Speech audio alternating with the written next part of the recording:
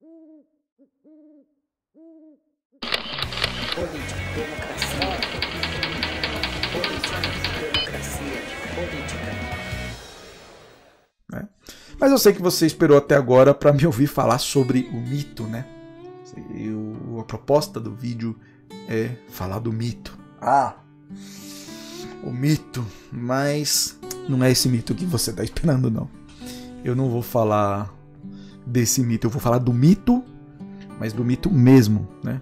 Porque o mito que eu quero falar neste vídeo é aquele que deriva da palavra grega mitos, né? Que pode ser interpretada dentro da perspectiva de narrativa, né? Como o resultado de uma construção cultural, uma construção social para criar uma unidade nacional. Ele é um resultado de um processo histórico e cultural. O mito ele existe para cumprir um objetivo.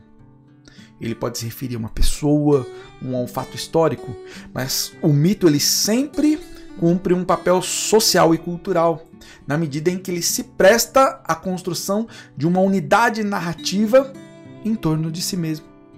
Só você pensar na independência, né, que foi comemorada ontem, a visão que a maioria das pessoas tem sobre o grito da independência é aquela que foi impressa na tela de Pedro Américo, né, que foi pintada em 1888, na qual Dom Pedro I está montado num cavalo branco, cercado de uma guarda imperial, né, os dragões da independência, que sequer existiam na época.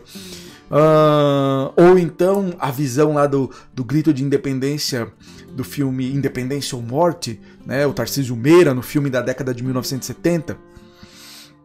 Perceba que para análise do mito, você não precisa se preocupar com a historicidade dos fatos, né, a correspondência exata, porque o mito ele cumpre um papel de criar uma unidade social e cultural.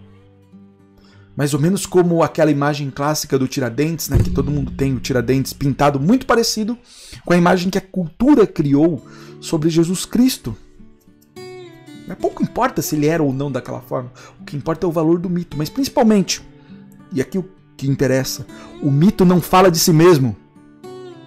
A imagem do mito, mais do que a importância no ponto de vista da historicidade, ele tem essa função de narrativa que é muito importante na perspectiva de uma criação de unidade cultural, identidade. Né? Vai ler lá O Poder do Mito, do Joseph Campbell. Em todos os casos da história, a criação do mito ela não é feita pelo próprio personagem. O personagem, ele age, ele atua, ele realiza. E depois outras pessoas constroem a imagem mítica que vai servir de exemplo, né, para as futuras gerações.